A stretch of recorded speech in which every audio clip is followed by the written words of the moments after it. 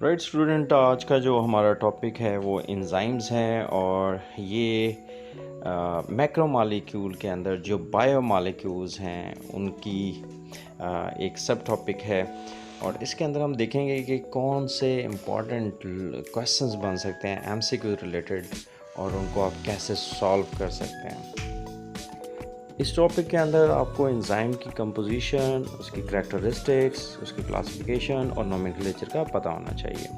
Question number 1, enzymes में speed of the reaction by factor. आपने ये पढ़ा हुआ है कि एंजाइम्स जो हैं वो हाईली एफिशिएंट होते हैं और एक एंजाइम जो रिएक्शन है उसको 10 की पावर 20 तक एक्सेलरेट कर सकता है या स्पीड कर सकता है। तो इसमें जो करेक्ट ऑप्शन है हमारे पास that is the option B, 10 की power 20। Question number second, inorganic cofactor for chrome oxidase. Cofactor क्या होते हैं? ये आपके पास नॉन प्रोटीनस पार्ट है जो कि किसी भी एंजाइम की कैटालिटिक एबिलिटी जो है उसको इंक्रीज़ करते हैं। अब यहाँ पे जो एंजाइम है that is specific Chrome oxidase. तो क्रोम ऑक्सीडेज के लिए जो इनऑर्गेनिक कोफैक्टर होता है वो Fe2 पॉजिटिव है। तो आपके पास इसका जो बेस्ट ऑप्शन है वो ए है। Third question is thiamine pyrophosphatase contain cofactor, यानी जो थायमीन पायरोफॉस्फेटेज है उसमें कोफैक्टर कौन सा है? B2, B6, B12 and B1। कुछ कोफैक्टर ऐसे भी होते हैं जो कि वाइटामिन्स होते हैं और वो किसी एंजाइम की एक्टिविटी को बढ़ाते हैं। यहाँ पर जो बेस्ट आंसर है दैट इज़ डी, B1। तो B1 जो है वो कोफैक्टर है थायमीन पायरोफॉस्फेटेज का। Question number 4, fumarase belongs to the following class. आपने एंजाइम्स की 6 क्लासेस की होंगी, उसमें एक जो क्लास थी वो ये थी कि आपके पास फ्यूमेरिक एसिड जो है उसको मैलिक एसिड में कन्वर्ट किया जाता है in presence of fumarase and that belongs to isomerases, यानी एक ऐसे एंजाइम्स का ग्रुप है जो कि एक ही मॉलिक्यूल के अंदर एटम्स की ट्रांसफ़र करता है, तो आइसोमर्स बनते हैं।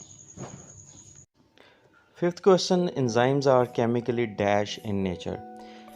एंजाइम्स जो हैं वो हमारे पास मैक्रो मॉलिक्यूल्स हैं और ये लिविंग ऑर्गेनिजम्स के अंदर या लिविंग सेल के अंदर प्रोड्यूस होते हैं जो कि रिएक्शन को स्पीड अप करते हैं।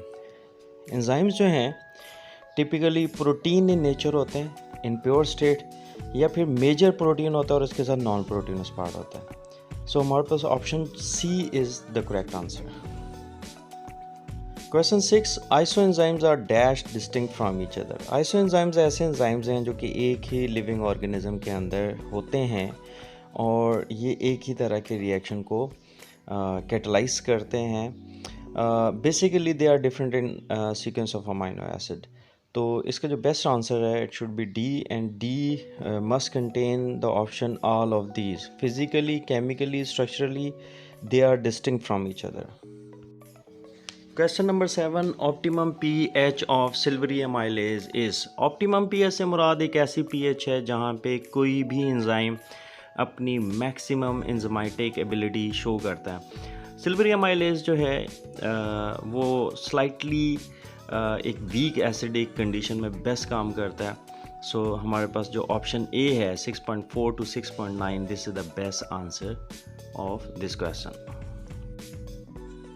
Question number 8, enzymes are inactivated by exposure to, यानी कौन सी ऐसी कंडीशंस हैं, कौन सी ऐसी रेज हैं कि जब एंजाइम उनको एक्सपोज किया जाता है या उनका सामना करना पड़ता है तो वो इनएक्टिव हो जाते हैं? Ultraviolet, beta, gamma, all of these. जो बेस्ट आंसर है इसका that is the option D, यानी ये तीनों जो रेज हैं ये इनएक्टिव करती हैं एंजाइम्स को या उनकी एंजाइमेटिक एबिलिटी को।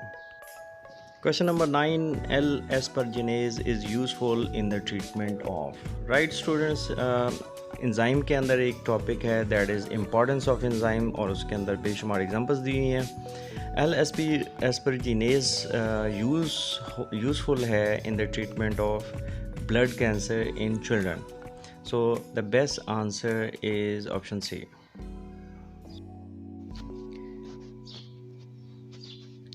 Question number 10, LDH1, lactogen dehydrogenase 1 is raised in.